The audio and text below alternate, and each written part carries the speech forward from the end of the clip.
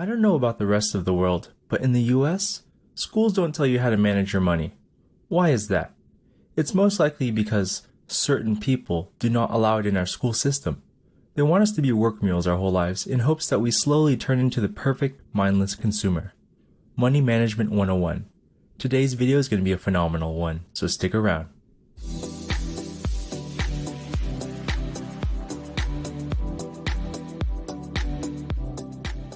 Good day everyone, welcome to another episode of Casual Life Advice. Multiple sources say that as of June 2022, 50 to 70% of Americans live paycheck to paycheck. Everyone should know that this is not a good idea, and it's relatively common according to the stats I just gave you. But let's put it into a real life scenario. What if your car breaks down, or some thief breaks your window at home while you're out, or just life happens and an emergency occurs, and you're living paycheck to paycheck? What then? You take out a loan? You don't eat for a week? You have to sell something you own just to make ends meet? Or worse, you have to go around asking people to borrow money since you didn't plan properly, but everyone else did? Some people have high incomes but still live paycheck to paycheck since their expenses are incredibly high. Anyone from minimum wage workers to six-figure salary managers, or even people like doctors can live paycheck to paycheck.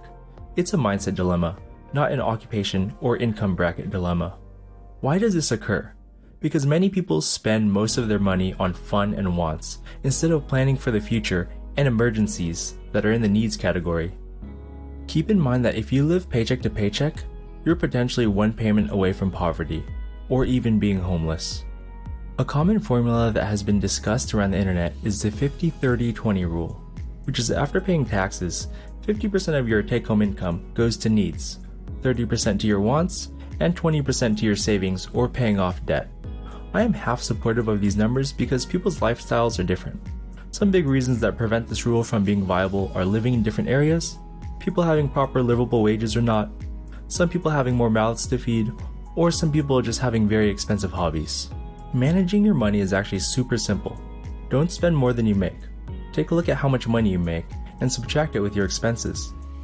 If you spend more than you make, you're doing it wrong. If you spend as much as you make, you're also doing it wrong.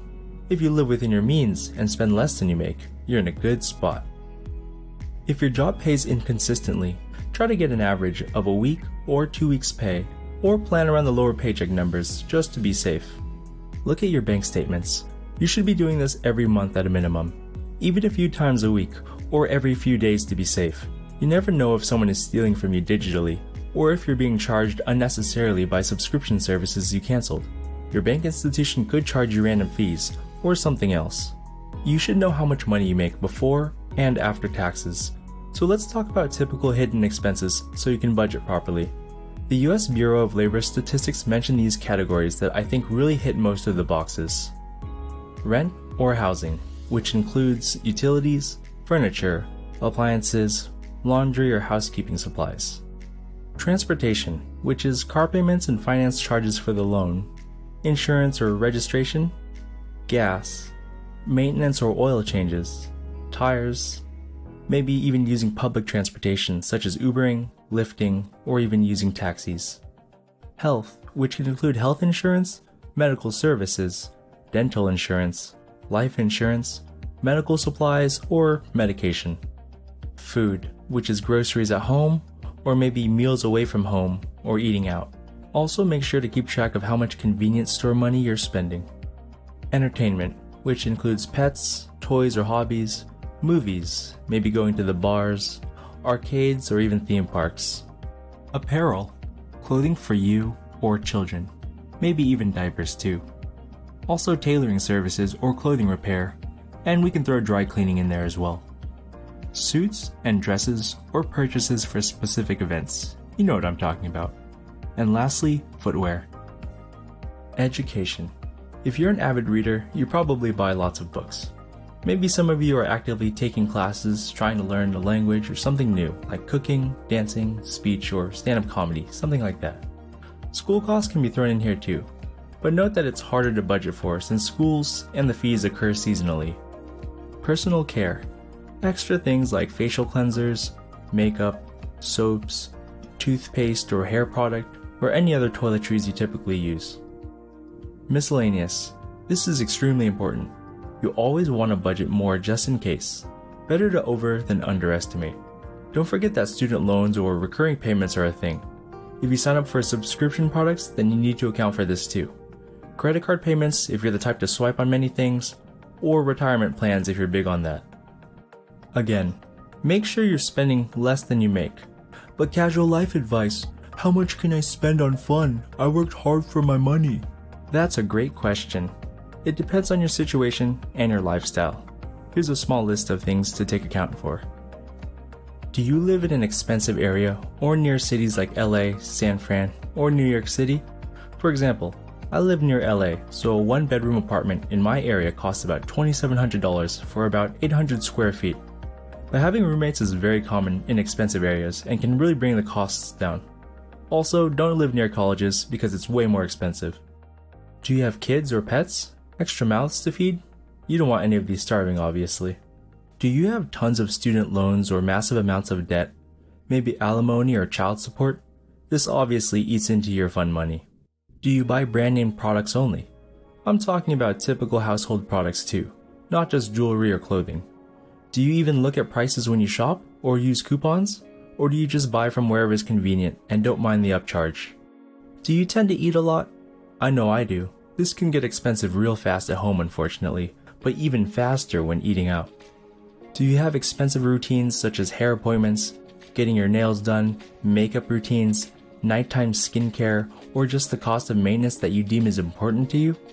Which also includes medical things. Do you have a vitamin or health deficiencies or skin conditions that require more expensive medications or creams or etc.? Maybe a special type of toothpaste if you have sensitive teeth or gums. Let's really try to budget everything in here. So back to the original question. How much fun money can I have? Just hold on a little longer. We need to discuss emergency funds first. There's actually two categories, rainy day funds and emergency funds. It's kind of confusing, but we'll break it down. Let's start with rainy day funds. This is a pretty well-known concept recommended by many institutions or people in general. If you didn't know, a rainy day fund is money set aside for unexpected expenses like needing new car tires, a broken windshield, or a veterinarian or doctor visit because someone is injured or sick. This can range anywhere from $500 to $1,000. I would personally go with $1,000 just in case. After establishing this, it's ideal to establish an emergency fund. This one's a lot harder to achieve since it's oftentimes considered to be 3 to 6 months of living expenses. Having this is recommended in case you get fired, your company does furloughs or mass layoffs, or something extremely inconvenient or unexpected happens that's larger than your rainy day funds, like your refrigerator breaking completely or your car being stolen or totaled. By having this emergency fund, you don't have to take out large loans with high interest rates or relying on credit cards.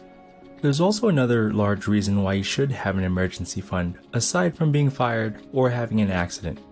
If you hate your job, or your boss treats you terribly, you absolutely hate what you do day in and day out, or possibly your work-life balance is so terrible that you feel so exhausted and feel like a working robot. This emergency fund gives you the option to quit and allows you time to find a new place to work so that you can find a career that respects you and doesn't treat you like a replaceable worker. Okay, the point you've all been waiting for, fun money. How much can you actually allow yourself to spend? If you're properly handling your necessary expenses and paying down your debts, I would personally prefer you have no debts unless it's business related. But if you have your emergency fund or rainy day fund slowly building, or at least a plan for it so that it gets complete within the near future, you can spend whatever money is left over on fun. Just realize that the sooner you complete the rainy day or emergency fund, the sooner you can start spending most of your money on wants without worrying about going homeless or anything else.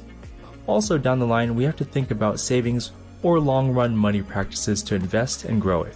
So yeah, the 50-30-20 rule is a soft guideline, but it doesn't prepare you for extreme circumstances, which is why I'm not the biggest fan. Also, our lifestyle, living locations, and hobbies are different. Alright, storytime example. I was working a night shift job from 10 p.m. to 7 a.m. in a lab and going to school at the same time. I was so exhausted and my life was pretty tiring. I even fell asleep and crashed my car. But everyone was safe.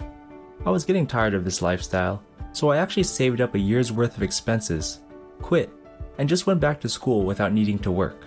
It wasn't as fun since I didn't have much fun money because I was no longer getting an active income, but I was way less stressed and my lifestyle choices were healthier since I had time to actually live my life and do what I wanted to do, instead of being forced to clock in and work 50 hours a week on top of classes and exams.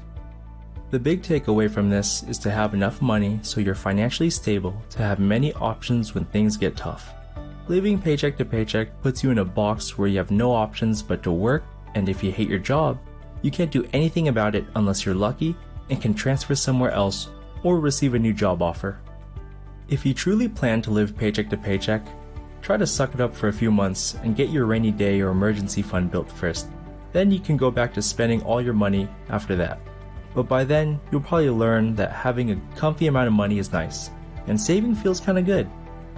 Unfortunately, there is such a thing as having too much money in the bank or money saved up, because banks have extremely low interest rates, so you don't get much back compared to investing. But that's a story for another time. Remember to check your bank statements, budget properly, spend less than you make, establish a rainy day fund, then an emergency fund. Only then should you consider spending your whole or most of your remaining paycheck for fun, unless you want to grow your money. To leave off, here's an interesting quote. "Beware of little expenses. A small leak will sink a great ship." That about wraps it up. If this situation applies to you, or you think I've missed something essential or pivotal to your experiences, please share your feedback or stories in the comments for others to learn. My goal is to create a positive and reinforcing community for some fun, helpful, and practical tips or shortcuts that can help make life easier, since life can be hard at times. If you enjoyed my video, I would greatly appreciate a thumbs up and a subscribe if you'd like to see more life advice and tips. I try to cover things that are not taught in schools and maybe some vital information you would learn in school, just without the tuition costs. But most importantly, your comments are what I care about the most, since it could really help someone out. If there's a topic you'd like me to consider researching and making a video for discussion about, throw it out in the comments and I'll consider getting to it. That being said, I'll catch you guys in the next video.